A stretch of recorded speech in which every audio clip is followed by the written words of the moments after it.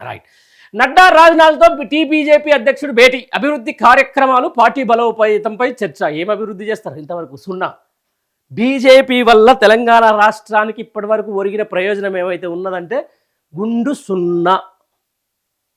Waste. 8 మంది ఎమ్మెల్యేలు, 8 మంది ఎంపీలు ఈరోజు వాళ్ళు అంటే ఏంటంటే ఏమంటారు దాన్ని, ఆకార పుష్టి నైవేద్య నష్టి అన్నట్టు అక్కడ కూర్చోవడం, వాళ్ళతోటి ఏదో పదవులు అనుభవించడం తప్ప ఏం ఒరిగే ప్రయోజనం లేదు. ఈరోజు కేంద్ర మంత్రిగా ఉన్న కిషన్ రెడ్డి గారు ఏదో లిఫ్టులు, ఆ తర్వాత ఇంకేదో కురికెరో ప్యాకెట్లు పంచడం, ఆ తర్వాత బండి సంజయ్ గారు ఈ గత ప్రభుత్వం, ఈ ప్రభుత్వానికి సంబంధించిన దాని మీద వదిలిపెట్టి గత ప్రభుత్వానికి సంబంధించిన దాని మీద విమర్శలు అంటూ, నా ఫోన్ ట్యాపింగ్లు అంటూ మాట్లాడాలు, ఆ తర్వాత పార్టీ ఇంటర్నల్ వ్యవహారాలు తప్ప వాళ్ళతోటి బీజేపీ తోటి రాష్ట్ర ప్రయోజనాలు కింత కూడా ఏం ఉనగూరే ప్రయోజనం జరగదు. అంతో ఇంతో ఈ కాంగ్రెస్ పార్టీకి సంబంధించిన దాంట్లోనే సరే వాళ్ళు ఏదో ముందు నుంచి కూడా ఈ ఉద్యమం నేపథ్యం తెలుసు కొంతమందికి. ఆ ఉద్యమం వారి తెలంగాణ ఎందుకు తీసుకురావాల్సి వచ్చిందో, తెలంగాణ ఎందుకు సాధించాల్సి వచ్చిందో కూడా కొంచెం అవగాహన ఉంది. పొన్నం ప్రభాకర్ అట్లాంటి వ్యక్తులకు కానీ, ఈ బీజేపీ వాళ్ళు కనుక రేపు వీళ్ళని తెలంగాణ ప్రజానీకం నమ్మితే మాత్రం అత్యంత దారుణమైన స్థితికి తెలంగాణ రాష్ట్రం పోవడం ఖాయం. నేను చెప్తున్నాను. ఎందుకంటే వాళ్ళకు ఒక పాలన మీద పట్టు ఉండదు.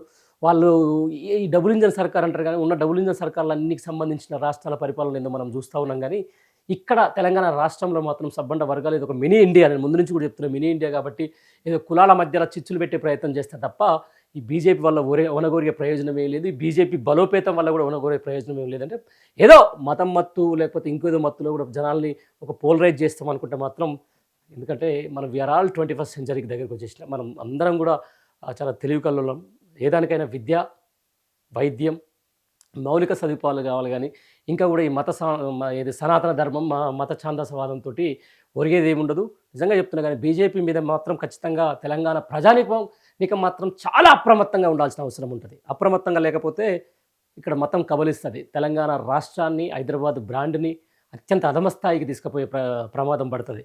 నేను చెప్తున్నా. ఎందుకంటే తెలంగాణ ప్రయోజనాలు కూడా అందరికి ముఖ్యం. తెలంగాణ సాధించుకోవడంలో ఎంత కష్టపడ్డామో, ఈ సాధించుకున్న తెలంగాణని ఎంత పునర్నిర్మాణం ఎంత చేసుకుంటున్నామో కూడా ఆ తెలంగాణ పునర్నిర్మాణాన్ని లేకపోతే దీన్ని ఒక అభివృద్ధి పదంలో తీసుకుపోయే ప్రయత్నం చేయాలి తప్ప ఈ బీజేపీ లాంటి పార్టీలను నమ్ముకుంటే మాత్రం అసలు కేసులు వస్తుంది. ఆ నాయకులు కూడా చెప్తున్నా, ఎప్పటికైనా వదిలిపెట్టి కేంద్రం నుంచి కొట్లాడండి.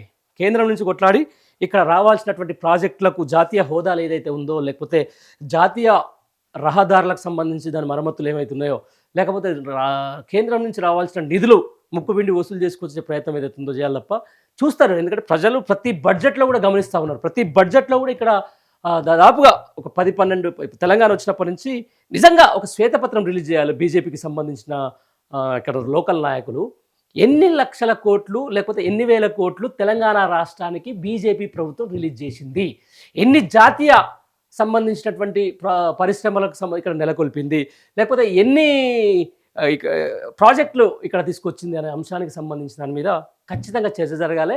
దాంతోపాటు ఈ 10 ఏళ్లలో తెలంగాణ జిఎస్టీ సొమ్ము ఎంత తిన్నది కేంద్రం, ఈ తెలంగాణ ఒక అద్భుతంగా ఉన్నటువంటి ఒక కామధేను లాంటి హైదరాబాద్ నుంచి వచ్చినటువంటి నిధులు ఎన్ని రాష్ట్రం నుంచి కేంద్రానికి పోయిన అంశానికి సంబంధించి కూడా ఒక శ్వేతపత్రం రిలీజ్ చేయాల్సిందే.